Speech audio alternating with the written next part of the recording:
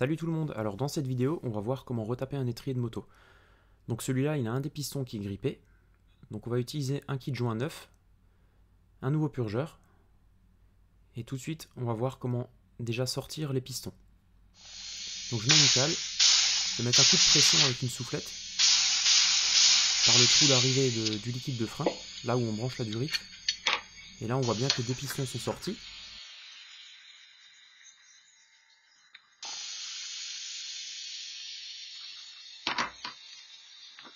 Je remets un coup sans la cale et on voit que celui qui est grippé reste coincé dedans. Donc pour le sortir, simplement je vais utiliser une pince avec du chiffon. Le chiffon c'est très important pour ne pas marquer le piston, sinon il ne sera plus jamais étanche. Il faut qu'il reste parfaitement lisse.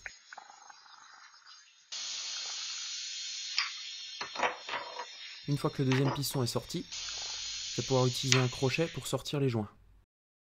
Mais avant ça, je vais démonter le purgeur, histoire d'enlever toutes les pièces qui pourraient nuire au nettoyage aux ultrasons.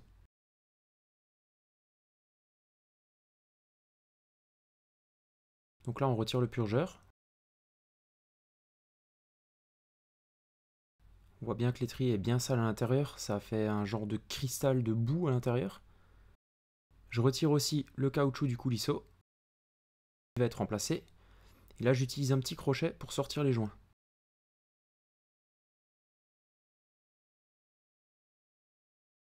Donc à savoir que sur un étrier 2 pistons comme celui-là, il y en a 4. Il y a le joint qui permet de maintenir le piston et le deuxième il sert de cache-poussière. On voit bien que l'étrier n'était plus étanche, il est complètement gras. Et à l'intérieur on voit bien les cristaux et l'humidité qui a pris.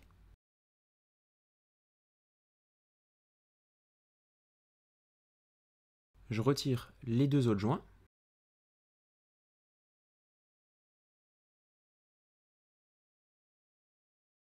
Et une fois que c'est retiré, c'est parti pour un nettoyage aux ultrasons à 40 degrés pendant une demi-heure.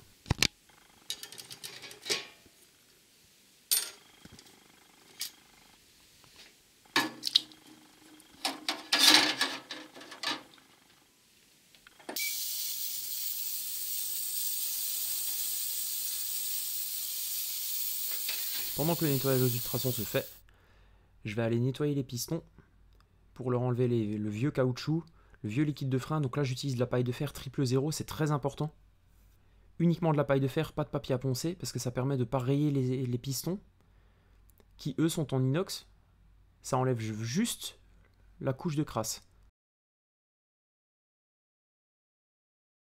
Une fois que les pistons sont bien propres, je vais pouvoir sortir l'étrier, le sécher, et là on va remonter les joints neufs. Donc on va commencer par le caoutchouc du coulisseau. Donc là je l'ai graissé avec de l'huile neutre. Surtout pas de WD-40 ou d'huile de moteur parce que ça va faire gonfler le caoutchouc.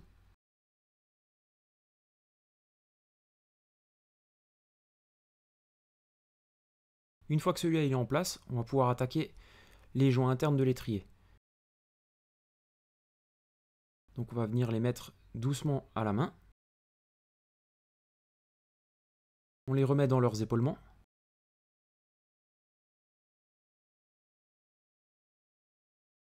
Donc on met d'abord ceux du bas pour plus de facilité et ensuite on met les deux du haut. Donc ceux qui servent de cache-poussière.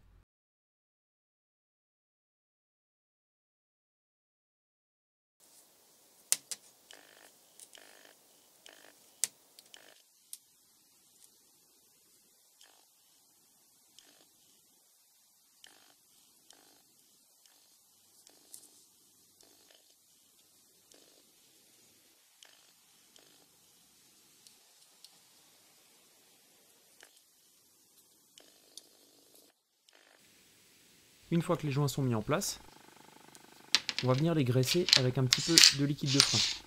C'est très important, utiliser uniquement du liquide de frein, parce que déjà de base ils vont baigner dans le liquide de frein, et ensuite de la graisse au lithium, au pétrole ou du WD-40, c'est toujours pareil, ça les ferait gonfler et ça les userait prématurément. Donc on va venir huiler les joints, huiler les pistons. Et ensuite on va pouvoir les rentrer délicatement à la main.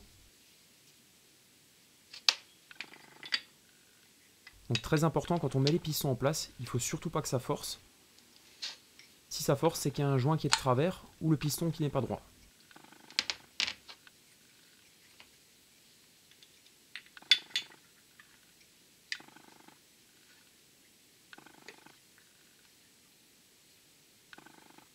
Donc là on voit bien que ça rentre facilement, donc c'est que les joints sont droits, le piston est droit.